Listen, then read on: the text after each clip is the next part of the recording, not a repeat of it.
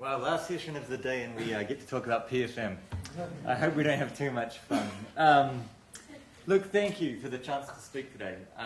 It's great to be here, and I realize a lot of you in the room probably know more about running budgets in the Pacific than I ever will. So I'll proceed with all due respect and caution.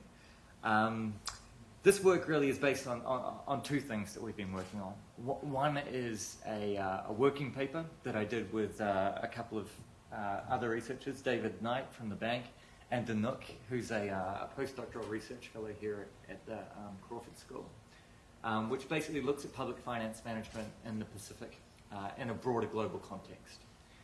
The second one is a piece of work that we did with the IMF, the PIFTAC, which is the Pacific Technical Assistance Center of the IMF, that works with Pacific countries around the region on public finance issues. And what that report was, I've got a couple on the table there and some more at the front, if anyone's interested, is really saying, okay, given what we find in terms of the patterns in PFM performance in the region, what should we be doing differently going forwards?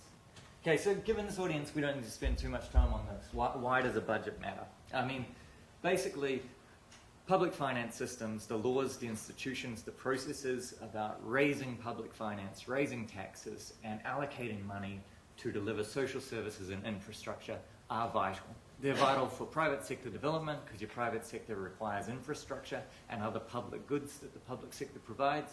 And it's also vital for the MDGs and social service delivery. Obviously, you need an education ministry that can get the money it needs when it needs it, going to where it is needed. I don't want to go too much into detail here, but I think we can all see that in the Pacific, some of the problems that we experience with public finance systems and budget systems are very widespread. They're seen around the world. Your fiscal management is often undermined because budgets exceed limits. More money is spent than is available. You often have problems that you don't get allocative efficiency. Rather than the budget being reassessed every year and money being redirected to where the government wants it spent, people do pretty much the same thing as last year. We see inefficiency in resource use because there's limited accountability on the use of resources among government departments. And we often see, I think this is very striking, fictional budgets is what I call it. And this is widespread. This is what we found with the more work we do digging into this, the more we see it in more Pacific Island countries. Basically, budget allocations in the budget at the start of the year bear very little resemblance to the actual expenditure that happens on the ground. So you can see in country A, I've anonymized the data. In country A, Ministry of Finance basically moved 80% of its budget from one thing to something else in 2009. In country B, most ministries have variance, have underspends or overspends of more than 20%, and a good number have underspends and overspends of more than 50%. In that context, your budget basically doesn't mean anything. Right? So this is not unique to the Pacific. This kind of outcome happens everywhere in the world. To put this stuff in context, we wanted to say, hey, what is different about the Pacific? What are we doing well? What are we doing less well?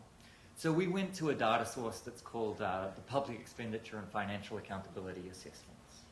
This is a standardized scorecard of PFM processes, public finance processes, from around the world. Basically, they score countries on 63 different PFM functions, and then they give that country basically a grade based on its success in implementing each one of those PFM processes. What this allows us to do is some international comparisons of how Pacific Island countries compare with other countries in terms of you could say the quality of their PFM systems. At least their scores against the scorecard would probably be a better way to put this. Yeah, what we see is obviously, there's huge variance in the performance of Pacific Island countries, the black dots. On average, though, we see Pacific Island countries do less well than would be expected at countries of their level of income. Obviously, income matters, right? Because the more resources you have, the more you can invest in the people and the systems and the technologies to make your budget work. So why is it that Pacific Island countries do a little bit less well than we think? Well, we thought capacity might be a question here. The fact that Pacific Island finance ministries, line ministries, typically have small numbers of people in absolute terms. And those people often don't have the same kind of skills that you see in bigger, richer countries. So you basically, in a budget office that has 6 people working on the budget, you're not going to have the same kind of specialist skills, and you're not going to have enough people to do the work, potentially, as you would in a country like, I used to work in the New Zealand Treasury, where we typically have 150 people working on the budget. So we looked at the impacts of population size. And what we found was, once you take population size into account, there's a very strong relationship between population size and country scores on these PIFA assessments. And once you take account of population size, Pacific Island countries generally perform very close or better than would be predicted by that data. So this is all outlined in far more detail in our working paper, which is available online.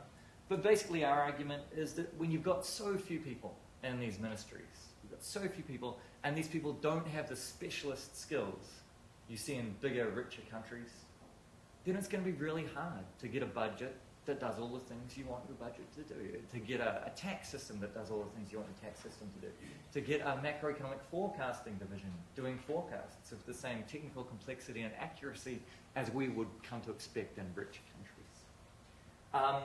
What did we think could be done about this?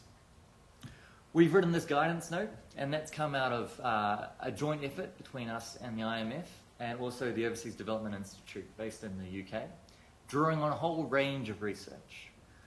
But the basic arguments are twofold, and I'm just going to go straight through this. There's a lot of kind of more nuance to this, but given the timing constraints, I think our key messages really are that what we do when it comes to PFM globally, but especially in Pacific Island countries, it doesn't reflect what we know. It doesn't reflect what all the evidence and all the literature tells us. We think that we come along and we put programs in place that are designed to bring PFM systems up to first world developed country OECD standards, when even the basic systems are often very weak. We think that if we encounter a capacity constraint, we say, well, we'll need to build capacity. So we send people on some workshops, or at best, we provide them with TA for 6 months or a year. When we know that there simply aren't often enough people to absorb that training, there aren't enough people on the ground to be around to be capacity built. And often, if people are around to have their capacity built, they will move to the private sector, they will move to donor agencies as soon as they get the training. We know that PFM institutional change generally takes hundreds of years, at least decades. That's been the historical experience of our countries. Our budget systems did not come out of nothing overnight. They developed over hundreds of years to address very specific needs and very specific problems that our countries were facing at various historical and social junctures. So it's a little bit ill-informed, perhaps, to think that these countries should adopt our systems overnight. And finally, we say we're in the business of advising, not in the business of doing. So we put people into finance ministries and every other kind of ministry, and we say that they're in capacity building. But so many of the people in Pacific in capacity building roles are doing the work. And I think we all know that. That's not saying anything that anyone in this room doesn't know is the case. So often we call it capacity building when in fact it is literally doing the work. What do we think needs to be done differently? Rather than start with the approach that we're going to try and implement systems that look like rich country systems, that look like developed country systems, that look like complex, complete systems, our start point is to say, what problem are you trying to solve through your public finance management system? Are you trying to solve a problem with fiscal sustainability, with your budget leading to too much money being spent every year? Are you trying to solve a problem where you think that the money isn't going to where it's needed? Are you trying to solve a problem where you think the money is going to where it's needed, but once it gets there, the line ministry isn't spending that money in the way that leads to the most efficient use of that money? And I won't go into the detail, I'm running out of time again.